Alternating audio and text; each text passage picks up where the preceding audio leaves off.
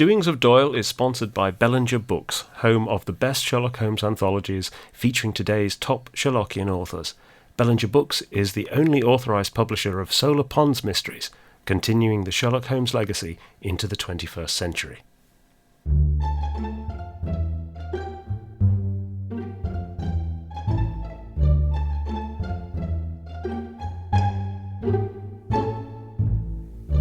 Welcome to Doings of Doyle, a podcast dedicated to the works of Sir Arthur Conan Doyle, the creator of Professor Challenger, Brigadier Gerard, and, of course, Sherlock Holmes. I'm Mark Jones. And I'm Paul Chapman, and together we'll be exploring Doyle's eclectic bibliography to understand more about the great man's life and work. We'll be discussing his fiction and non-fiction, the well-known and the obscure. And stopping by Baker Street along the way. You can find out more at doingsofdoyle.com or follow us at doingsofdoyle on Twitter.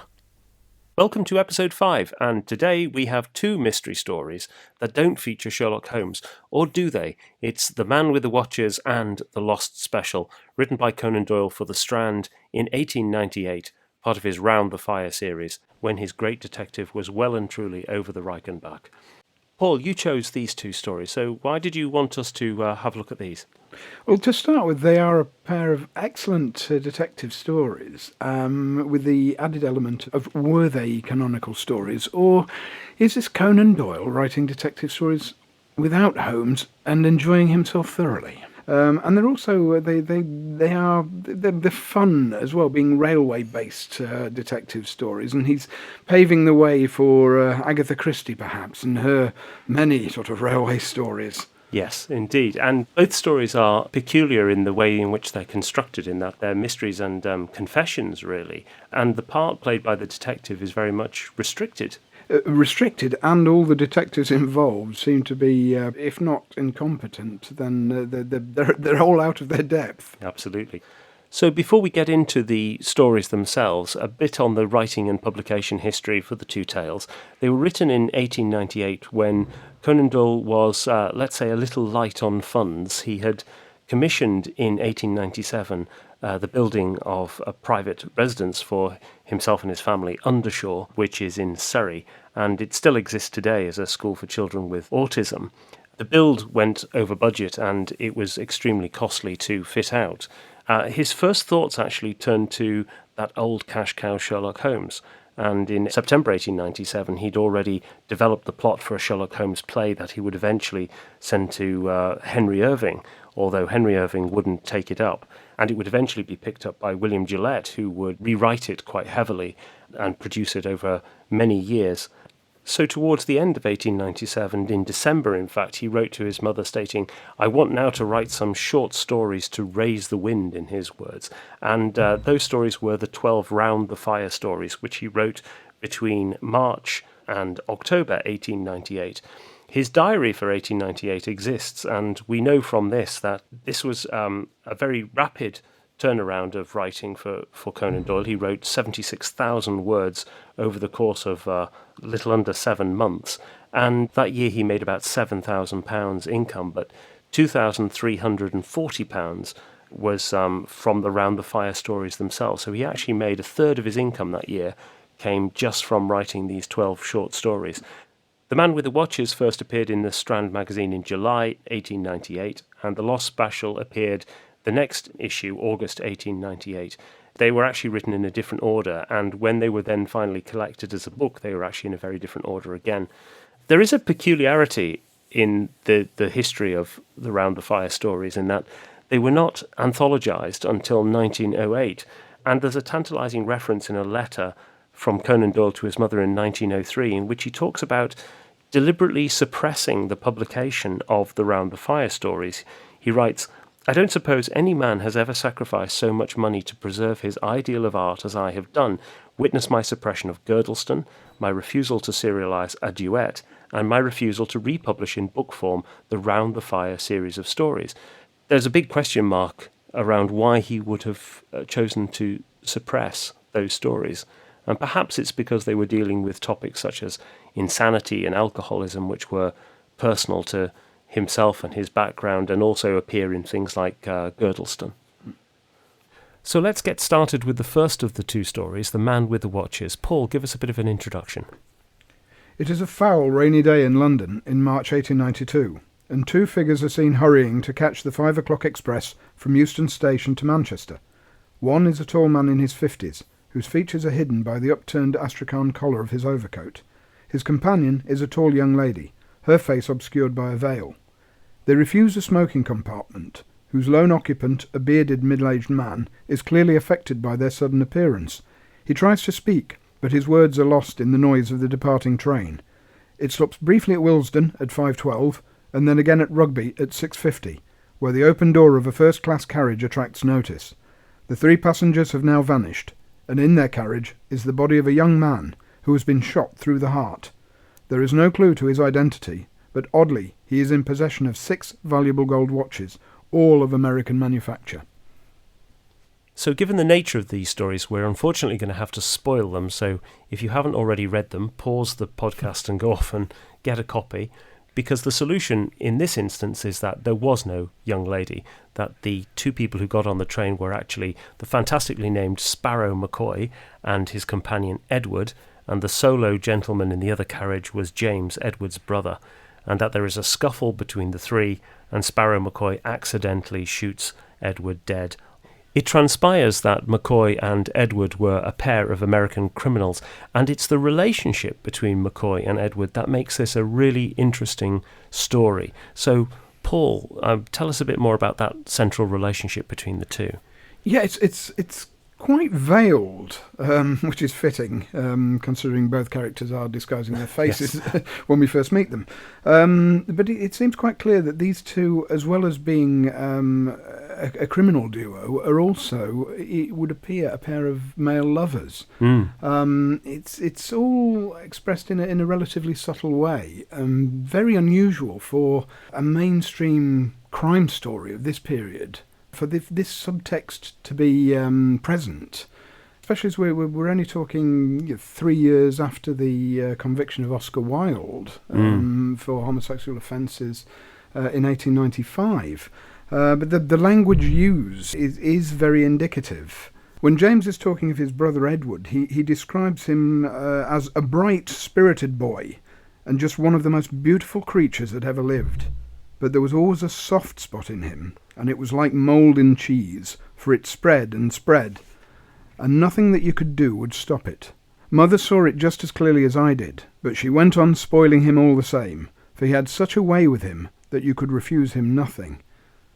And there are lots of those stereotypical signifiers throughout the story. So James also says he'd never found Edward so impossible to soften or to move, and there's the implication that Edward has been mollycoddled by his mother to some extent, and that has softened him in some way. But that phrase about mould in cheese is a particularly interesting one, because there's almost a sense of infection, which we might come on to later in terms of Conan Doyle's approach. It's deliberately ambiguous, because it obviously is also referring to his criminal tendencies. When he leaves home, he falls in with Sparrow Mccoy and becomes a card sharp with him. So there's that level of what could be described as mould in his character. But then the other element comes in with him and Sparrow being lovers.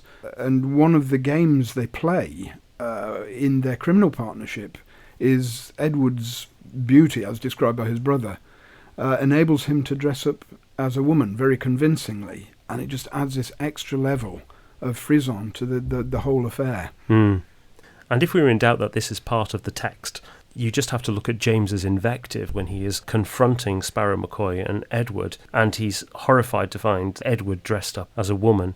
Sparrow Mccoy says that Edward is a man, and James's response is, "A man? Well, I'm glad to have your friend's assurance of it, for no one would suspect it, to see you looking like a boarding school missy.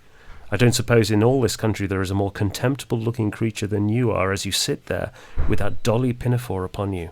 And then he uses this particularly interesting phrase, "You'll never make a Mary Jane of yourself while I can help it." Yes, this is a very striking phrase to use, because at this time, male prostitutes in London in particular were known as Mary Anns on the whole, but Mary Jane would pass just the same. So it seems that his brother is imputing that perhaps there is more to Edward's criminal behaviour than simply card sharping. Yes. And the implication in the story is that this is more than just cross-dressing. Yeah, this is something the public had become aware of, in particular in 1871, when a pair of young clerks, Ernest Bolton and William Park, were arrested by the police for parading around as women at the Burlington Arcade, the Alhambra Leicester Square, and the Surrey Theatre. I mean, it was really they'd been arrested for soliciting. Yeah. Not for cross-dressing. Not so much for the cross-dressing. No.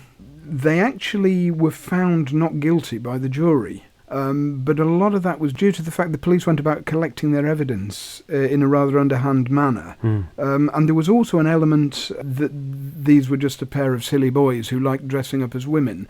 The seriousness of the offence, or the perceived seriousness of the offence, wasn't really taken that seriously. And the fact that two of the locations that these two men frequented, the Alhambra and the Surrey Theatre, was suggestive as well, because theatres were often pick-up joints. And again, we've got this featuring in The Man with the Watches, where one of the items found on Edward's body is a pass-out ticket for the Lyceum Theatre. Cross-dressing at this time was, as the response of the jury in the Bolton and Park case shows, was seen as a pantomime routine.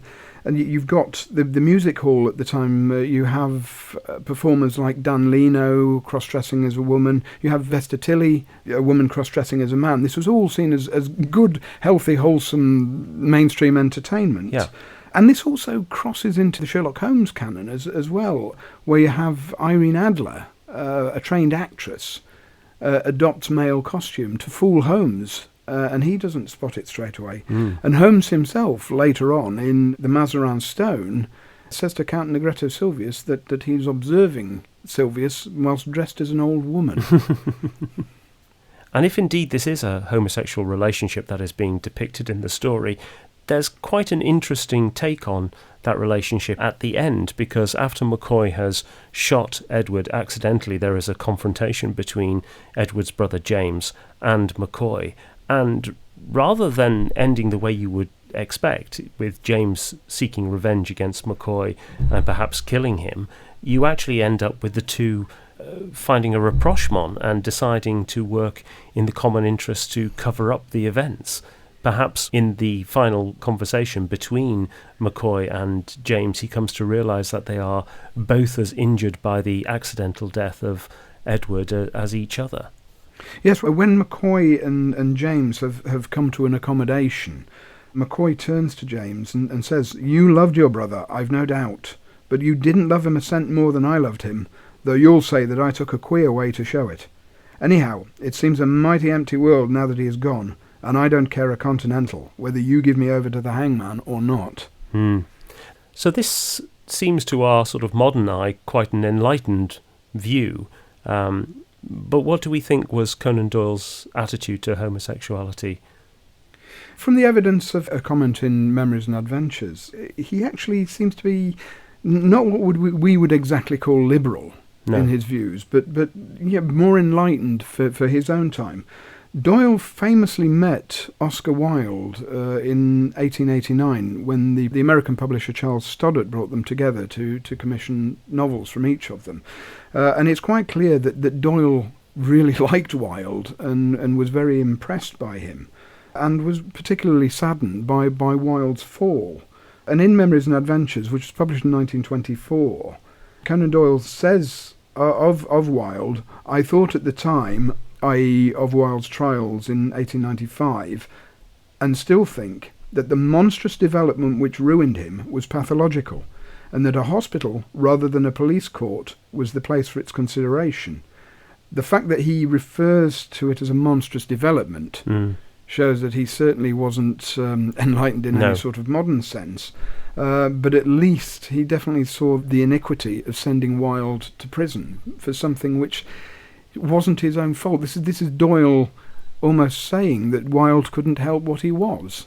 And there's another incident that's relevant to this later in Conan Doyle's life, when he's involved with the trial of Roger Casement, and when it came out that Casement was homosexual, the popular sympathy dissipated from Casement's case, but actually Conan Doyle was given forewarning of the fact that this information was going to come out, and it didn't change his opinion in defence of Casement at all. So we might be tempted to think that he was certainly more enlightened than his contemporaries, but he has an almost medical view, I think, and Dan Stashauer says this in his biography of Conan Doyle, and that's almost reflected in this description of the mould in the cheese, that it's almost an infection. And also, when one of the criminal investigators who's involved in the case talks about the watches, he says, the excessive wearing of jewellery is an early symptom in some forms of mania. Yes. Which, again, is a veiled comment, I think, on the homosexual subtext as well. Yeah. One has to wonder why Conan Doyle wrote this into the story. I mean, I'm assuming we're not reading too much into it in this case. It's not the ending that you would expect for this story at all. You would expect there to be a much more dramatic conclusion, probably James seeking revenge on McCoy. And in fact, this story has been adapted once. It was adapted as an episode of the Burt Cool's BBC radio drama as The 13 Watchers. And in that, the Sparrow McCoy character, called Sam Forrest in the adaptation, actually turns the gun on himself and kills himself in the end. And there is certainly the homosexual subtext. But I just wonder what Conan Doyle might have been doing writing this material. No, and it is strange that it is written, and certainly with that ending, as a romantic tragedy. But we must also remember that Edward and McCoy are a criminal partnership. And there's a theme in Conan Doyle stories more broadly about American violence coming to the shores of Great Britain. Yeah, it's a constant theme throughout the Sherlockian canon, from the very first story, Study in Scarlet, where the Mormon revenge story involves Americans murdering each other in London. Doyle had been attracted towards these sort of subjects from quite early on. He was obviously very interested in the depiction of American tough guys, and as a young man he read a lot of Bret Harte's stories, and Bret Harte was a great influence on him, and the Harte influence is very strong in Study in Scarlet. But if you look throughout the canon, there are a number of stories in which American crime and American violence is brought into England. You think of the Valley of Fear, the 5 Orange Pips, the Red Circle, the 3 Garridebs, and also the Dancing Men. And the Dancing Men is particularly interesting when you compare it to the Man with the Watches, because in the Dancing Men, the Chicago gangster Abe Slaney accidentally kills the English gentleman Hilton Cubitt, who he regards as stolen his girl. And it's very pertinent that Slaney has shot Cubitt through the heart. This is a love story gone wrong. And the same is true of the Man with the Watches, where Sparrow McCoy accidentally shoots Edward through the heart. And Conan Doyle's very interested in American life more broadly, and he brings that into play here. So Sparrow McCoy and Edward, it transpires, have made a rapprochement with the gangs in New York City. Yeah, he makes reference in particular to Tammany Hall, which was the centre of corrupt politics in New York at the time, and it's where gangs, the cops, and the local politicians all came into one world, and it was a world which was very dominated by the Irish as well. We know from the background to this story that Edward and James are descended of English stock, but Sparrow McCoy, from his surname, is presumably from Irish stock, and again has great say in Tammany, would be able to pass money their way, and also perhaps be able to lean on various politicians and policemen. Perhaps he knows their proclivities and uses that to blackmail them. So let's now look at the Man with the Watches companion piece, The Lost Special. Paul, give us a bit of a flavour for what happens in that story. On urgent business to Europe from Central America in June 1890, Monsieur Louis Caratal and a companion, Eduardo Gomez, have no time to wait for the next London express from Liverpool to London. It is imperative that they must be in Paris as soon as possible, so they contract a special train, which leaves Liverpool at 4:31. It is last heard of passing Kenyon Junction at 5:20, and then disappears with its passengers and crew. With time, the body of the driver is found by the line. Then, a month later, a letter arrives from New York, apparently written by the guard to his wife. Then nothing. The mystery deepens rather than clears. Until, 8 years later, The confession of a notorious French criminal, Herbert de Lernac, appears to throw light on the case and offer a solution. And the solution is that de Lernac, acting under instructions from some of the most powerful men in France, arranged for the murder of Louis Caratal and his servant by laying temporary railway tracks that diverted the special train into a disused mine shaft. The tracks were removed after, giving the appearance that the special train had vanished. Now, the fascinating thing about this story is that it's painted on a big canvas. It's got a huge political crisis as the backdrop. It's said very near the beginning of the story, the country, that is Great Britain, the country was in the throes of a political crisis, and the attention of the public was further distracted by the important and sensational developments in Paris, where a huge scandal threatened to destroy the government and to wreck the reputations of many of the leading men in France. And so, with this as the political backdrop, the story almost feels more akin to something like the Naval Treaty or the Second Stain or the Bruce Partington plans, the three great diplomatic stories of the Sherlock Holmes canon. But while those Sherlock Holmes stories are quite vague in the historical detail, the Lost Special, I think, can actually be tracked down to some particular historical incidents. Yes, it can be linked into a particular period in French history where it was political crisis after political crisis. In 1887, there was a great scandal about the selling of honours. In 1889, the French general Boulanger attempted a right-wing coup.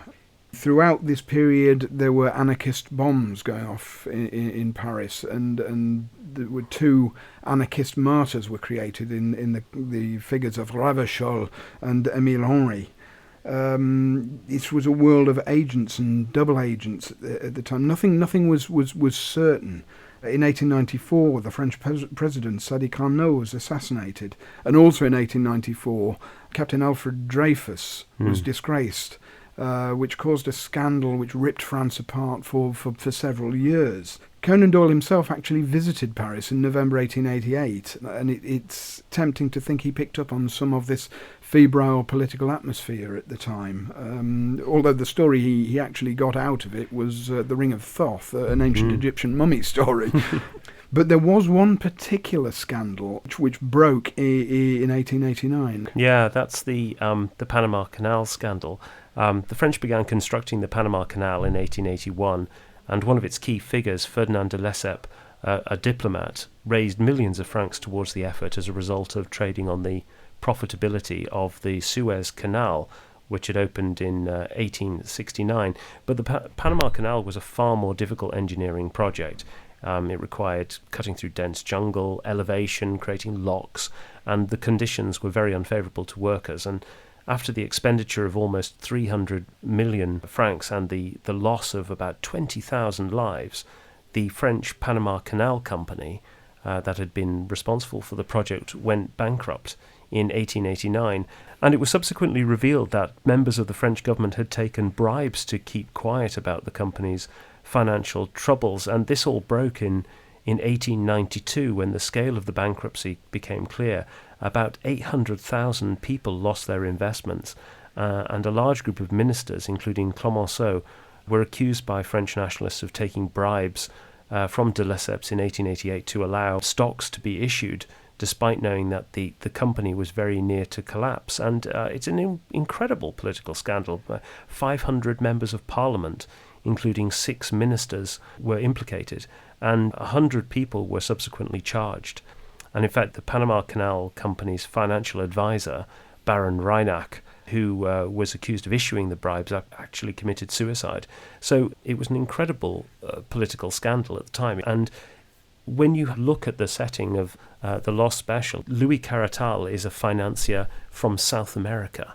It's quite conceivable that he was involved in the Panama Canal building. He had evidence against these individuals, and he was coming to Paris in 1890 to reveal the truth of what had happened. So while de Lernac is successful and Louis Caratal does not make it to Paris, one might be tempted to think that his death merely delayed the inevitable criminal trial and scandal that broke from 1892. And, one wonders if Conan Doyle, who was an investor in his own right in many schemes, was actually one of the 800,000 people who lost their investments in the Panama Canal scandal. And to say, yes, if that was the case as well, you can see why Conan Doyle takes such a delight in making de Lernac such a gloating character as he talks about wrecking these men's futures. Yeah, de Lernac makes several references that really make it very, very clear that he has material against the elites. The story opens with de Lernac threatening to reveal the identities of the people who paid him to keep Louis Caratal silent. And addressing those individuals, he writes, "For your own sake, if not for mine, make haste, Monsieur de Blanc, and General Blanc, and Baron Blanc," brackets, you can fill up the blanks for yourselves as you read this. "I promise you that in the next edition there will be no blanks to fill." And, Baron Reinach was the chief financial advisor of the Panama Canal Company, so, it's another connection there. And de Lernac fits into that whole world of agents and double agents as well that was going on with the anarchist outrages and who was playing which side against whom. And the way he, de Lernac, that is, closes his statement, "Messieurs, you may believe that Herbert de Lernac is quite as formidable when he is against you as when he was with you, and that he is not a man to go to the guillotine until he has seen that every one of you is en route for New Caledonia." And de Lernac is, in many ways, a Moriarty-like figure. In fact, some Sherlockians have suggested that they are, in fact, one and the same, although the fact that de Lernac is arrested and waiting trial, if not sentencing and execution, would suggest that he's not exactly the Napoleon of crime. But, there are some connections there in that we know that Moriarty took foreign commissions because he does so in the Valley of Fear, and he's no stranger to arranging special trains because he picks one up in The Final Problem to go pursuing Holmes across to Switzerland. And there's another nice little tiny detail in this, which is that there is the description of de Caratal's agent as a gentlemanly man of military appearance, and some people have suggested that that could be Colonel Sebastian Moran, although we should remember that in the Valley of Fear we discover that Professor Moriarty had a brother, also called James, Colonel James Moriarty, who is a station master in the west of England, so perhaps it was both a gentleman of military bearing with a good knowledge of how the train system works. And it is interesting as well that the nom de guerre that this individual goes under is Horace Moore. Moriarty, Moran. And there's possibly another Valley of Fear connection in the Lost Special, in that there's an amateur reasoner of some celebrity, and we'll come on to this individual in a bit, who posits that the disappearance of this train may be the work of, quotes, a secret society of colliers, an English Camorra, the Camorra being a criminal fraternity in Naples that was destroyed around the time of the First World War, and that sounds like a sort of English equivalent of the Scourers in the Valley of Fear. And we know that Conan Doyle based the Scourers on the Molly Maguires and the Pinkerton detective who went undercover to destroy their reign of terror in the mining districts of Pennsylvania in the 1870s, so perhaps he was drawing on similar kind of influences here. Now, both these stories have come in for considerable attention from Sherlockians in particular, because of two letters that appear in the stories. In The Man with the Watches, a theory is put forward by a well-known criminal investigator, and in The Lost Special, a theory is put forward by an amateur reasoner of some celebrity at that date. And there are arguments for and against the individual being Sherlock Holmes. In The Man with the Watches, the well-known criminal investigator writes a letter in spring 1892, which would be during the Great Hiatus when Sherlock Holmes is supposedly dead, so it doesn't feel right that it would be Sherlock Holmes writing to reveal that he is actually alive, and what would dear old Watson have thought? But also there is the problem that the solution put forward by the reasoner is completely wrong. Yes. And could easily be dismissed. In The Lost Special, there is perhaps a little bit more evidence to suggest that it is Sherlock Holmes, because he uses the famous maxim, it is one of the elementary principles of practical reasoning, he remarked, that when the impossible has been eliminated, the residuum, however improbable, must contain the truth. And that maxim is very commonly associated with Sherlock Holmes. But of course, this quote could also have come from somebody who's simply read the Sherlock Holmes stories. Yes, indeed. And might not have read the Sherlock Holmes stories. They might have read Edgar Allan Poe, because Conan Doyle first used that maxim not in a Sherlock Holmes story, but in a short story called The Fate of the Evangeline, published in the Boy's Own paper in December 1885. the quote from that story is, "It would be well if those who express opinions upon such subjects would bear in mind those simple rules as to the analysis of evidence laid down by Auguste Dupin. Exclude the impossible," he remarks in one of Poe's immortal stories, "and what is left, however improbable, must be the truth." So there's Conan Doyle using the maxim 2 years before Sherlock Holmes appears on the scene. And Sherlockians have had great fun picking over the details within the letters and the stories to work out if the author was Sherlock Holmes or indeed it was somebody else in the canon, starting indeed with one of the most important figures in Sherlockian history, Christopher Morley. Yes, Christopher Morley in The Bowling Green on the 3rd of March 1934 wrote, "If Mr. Vincent Starrett or other Baker Street irregulars wish the Sherlock Holmes Codex to be complete, they must look at 2 stories in which Holmes is not mentioned by name, but where he is certainly present by allusion," meaning The Man with the Watches and The Lost Special. He expanded on this in 1942. What is here called the Lost Special is the material he, Watson, proposed to amplify as the papers of ex-President Murillo, and the tragic story of the young, and I am afraid epicene, fellow with the timepieces was to have introduced the atrocious affair of the card scandal at the Nonpareil Club. Morley has absolutely no evidence for this, I'm afraid. No. It was surely the papers of ex-President Murillo actually did appear as Wisteria Lodge. Yeah.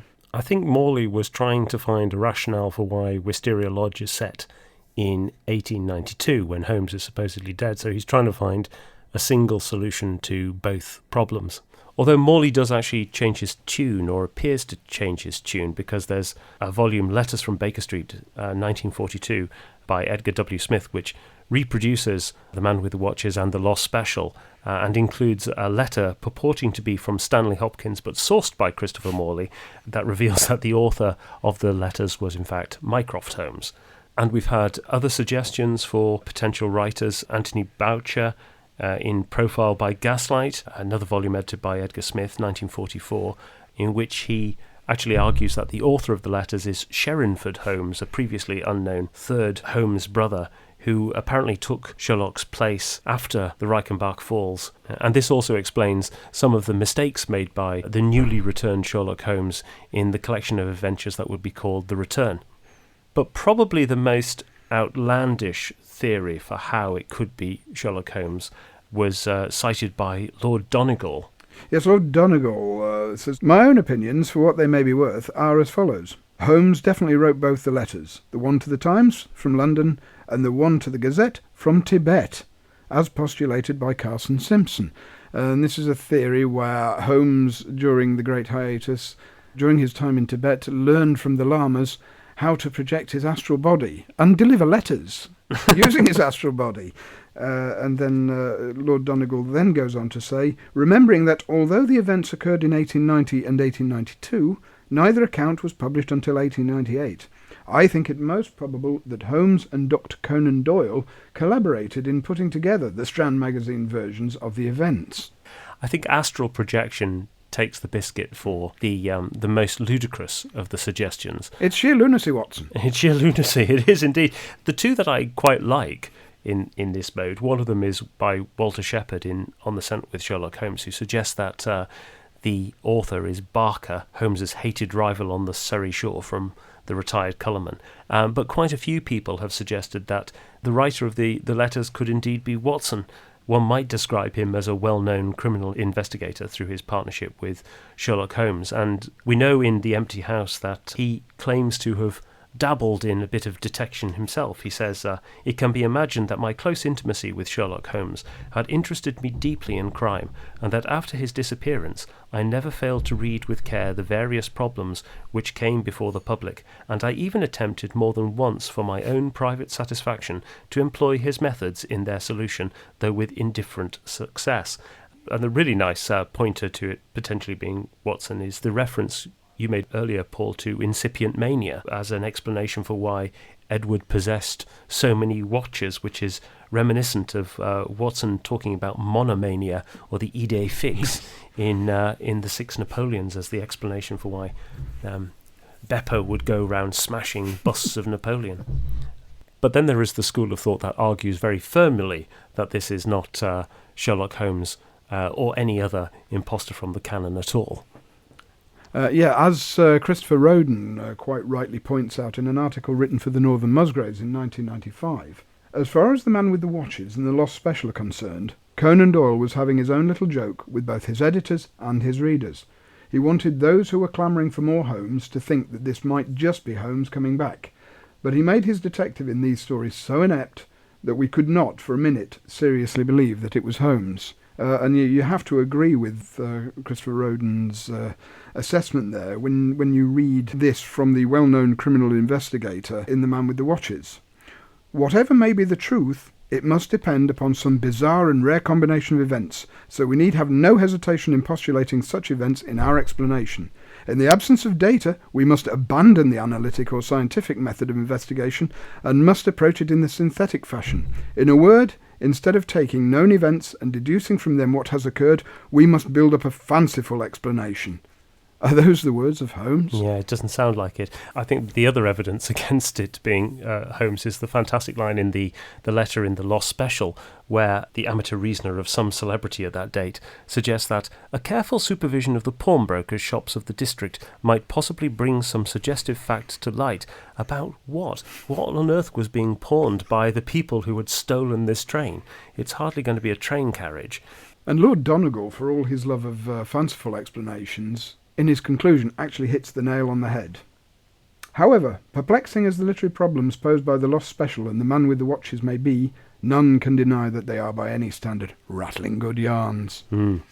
So while we can agree with Christopher Roden that these are not really Sherlock Holmes stories, they are commonly collected as the apocrypha of Sherlock Holmes, and they've appeared in collections by people such as Jack Tracy, Peter Haining, Lancelin Green, Les Klinger, most recently in the last volume of his Sherlock Holmes reference library, and they often appear alongside other stories by Conan Doyle, most notably The Field Bazaar, which was written by Conan Doyle in 1896 for an edition of The Student, his alma mater's student magazine, to help raise money for a sports hall, and How Watson Learned the Trick, which was written by Conan Doyle in 1922 as his contribution to a quite glorious miniature doll's house for Queen Mary, the wife of George V, in which there are tiny volumes, and each volume has an original story by a writer. So they're not Sherlock Holmes stories, and nor do they need to be. No, Lord Donegal talks of the problem of the authorship of the Lost Special and The Man with the Watches. There is no problem of authorship. These stories were written by Arthur Conan Doyle, not Watson or Mycroft Holmes. What is most interesting, really, isn't the possible Sherlockian connotations of the stories, but the way Conan Doyle uses popular fiction to explore the social and political issues of the time in a highly entertaining manner. Now, I mentioned earlier that The Man with the Watches had been adapted for the BBC radio series The Further Adventures of Sherlock Holmes, but The Lost Special too has been adapted as a quasi-Sherlockian tale, albeit obliquely, in the first episode of the third series of Sherlock, in an episode entitled The Empty Hearse. A man is seen getting into a train carriage at one station, only for the carriage to be empty at the next, and it transpires that the carriage was diverted into a siding where it was loaded with explosives to destroy Parliament in a sort of modern version of the gunpowder plot. So it's not a direct adaptation, but the episode does borrow an idea from The Lost Special. And The Lost Special has also been explored by pastiche writers over the years, the most notable being August Derleth, the creator of the Holmesian avatar Solar Ponds, who wrote The Adventure of the Lost Locomotive, a version of The Lost Special, but with a very different solution. But more often than not, The Lost Special has been adapted in its own right, without Sherlock Holmes or an equivalent. It was first adapted as a 12-part movie serial for Universal in 1932, one of those great single-reel serials like Flash Gordon's Trip to Mars or King of the Rocket Men, but significantly more boring, it must be said. In this version, the action is moved from northern England to the American West, and the train, which is carrying gold bullion, is stolen by coal miners who divert the train into a mine. That's on YouTube, and we'll put a link in the show notes. But probably the best adaptation of The Lost Special is a CBS radio adaptation made in 1943 as part of a series called Suspense, a radio series which also adapted The Ring of Thoth by Conan Doyle. And this version stars Orson Welles as a wonderfully over-the-top Delanak. And the format of the episode is Delanak giving his confession live on the radio, during which he threatens to reveal the names of his employers. It ends with him being shot dead in the studio moments before he can reveal the names of his conspirators. And Wells is fantastic, and they cram an awful lot into 30 minutes. That's also on YouTube, so we'll put a link in the show notes. So that brings us to the end of this episode, and we've enjoyed revisiting these two stories. They show Conan Doyle bringing a different take on the detective story and tackling some fascinating social and political issues along the way. If you have any questions or comments about the podcast, you can reach us on Twitter, where we are at Doings of Doyle, or via the website doingsofdoyle.com, where you can also find the show notes. And if you've enjoyed the episode, please leave us a rating or review on your podcast platform of choice. And if you haven't enjoyed it, then please don't. So, Paul, what do we have next time? Next time we're moving into more macabre territory with the 1893 story, The Case of Lady Sannox, which was part of the Round the Red Lamp series. Excellent. A very dark story indeed, and not one for the faint-hearted. So until then, it's goodbye from me. And goodbye from me. Goodbye.